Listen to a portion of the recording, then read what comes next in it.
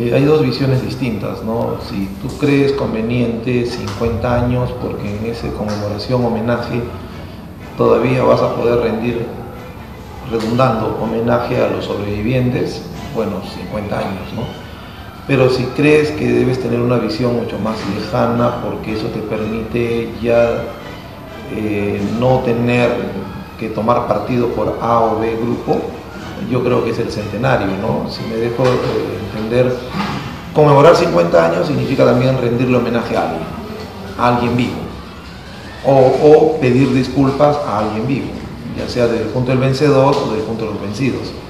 Pero 100 años es una distancia de tiempo que te permite ya no involucrarte en estos apasionamientos individuales y más bien tratar de ver una mirada mucho más objetiva, mucho más científica, académica, mucho más lejana, ¿no? Sin tener estos apasionamientos. Es relevante en la medida que el origen de estos conflictos no los hemos superado totalmente, ¿no? O sea, si nos ponemos a pensar los problemas de limítrofes, de fronteras, de tránsito de personas, están ahora mucho más latentes que antes, ¿no? Con los últimos acontecimientos.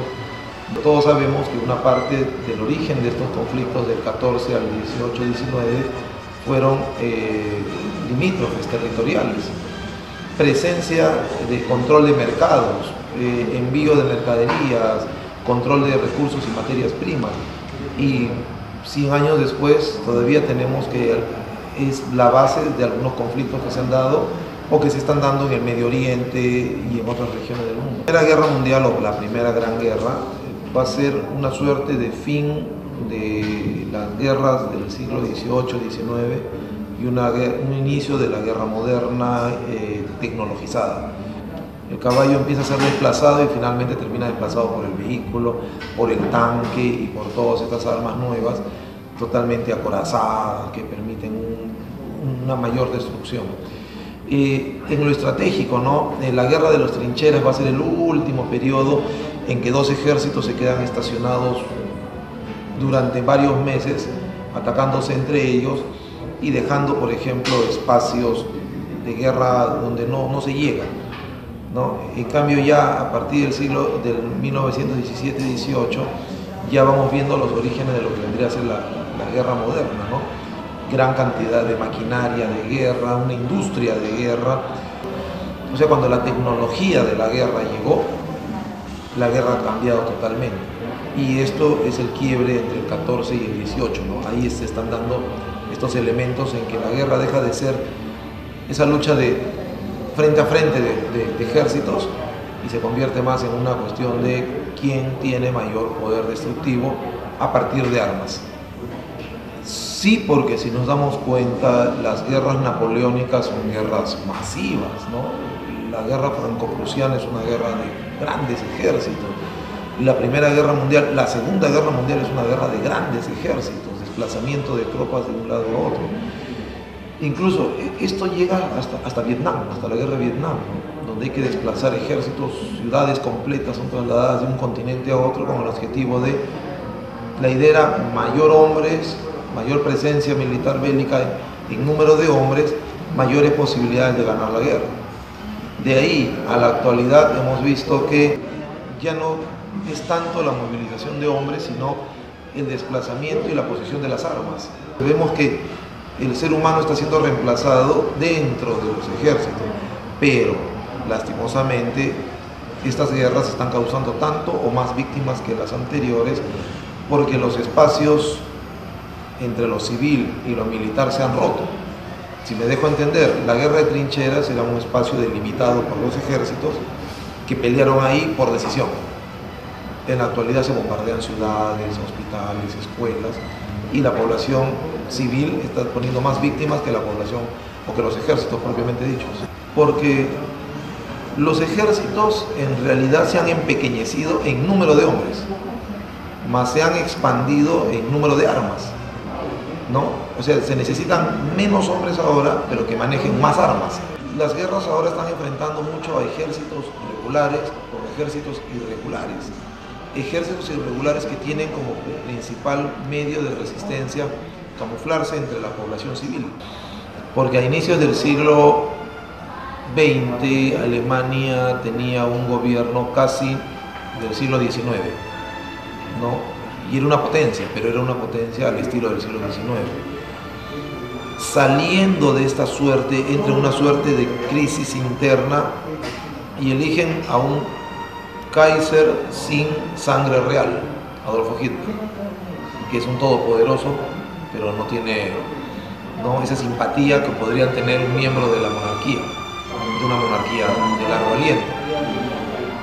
Fracasado ese proyecto, el de un monarca sin corona y sin sangre real, como podría ser Hitler, es que entraron a un franco proceso de democratización.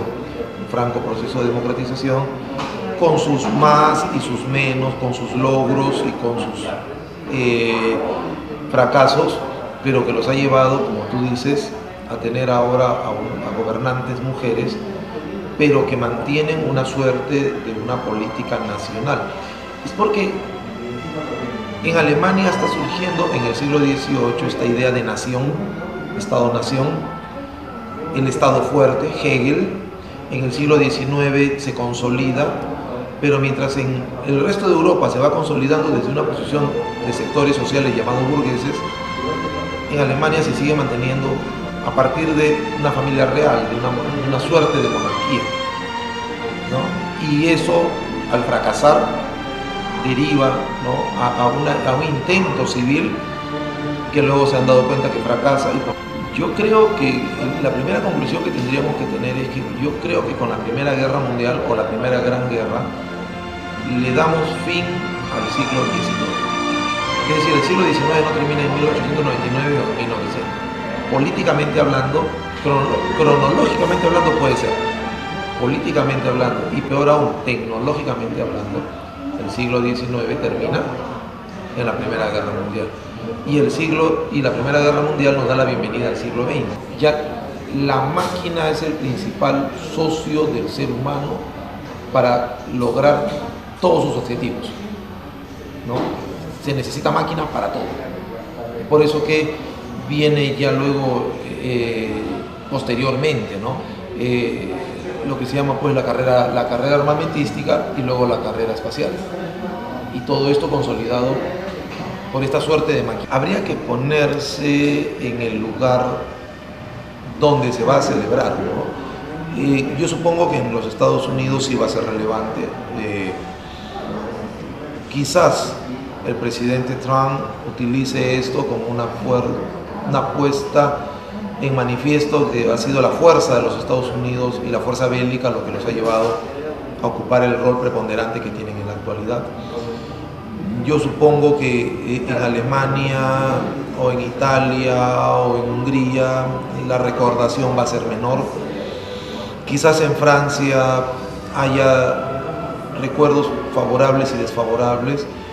En Inglaterra va a haber cierta nostalgia, porque ya es el fin de esa Inglaterra que tenía el mundo a sus pies y empieza a tener que aceptar que ahora Inglaterra está detrás de la nueva potencia que es Estados Unidos.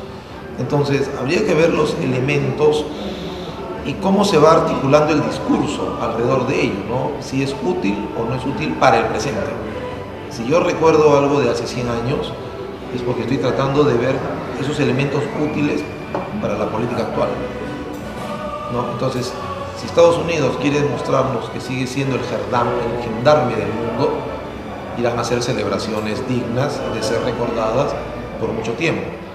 Pero sí habrán otros países donde las celebraciones quizás son menos, ¿no?, ampulosas, en el sentido de que fue mucho lo que perdieron o mucho lo que se dieron. Ahora, a nivel latinoamericano, bueno, las celebraciones se van a reducir a pequeños grupos del mundo académico, ¿no?, en alguna universidad, en algún conversatorio y nada más, ¿no? Debido a que Latinoamérica parecería que tiene otra dinámica y va por otro lado, ve esto tan lejos, ¿no? Y tenemos problemas tan cerca que quizás las celebraciones, es más, hasta va a pasar imperceptible, ¿no?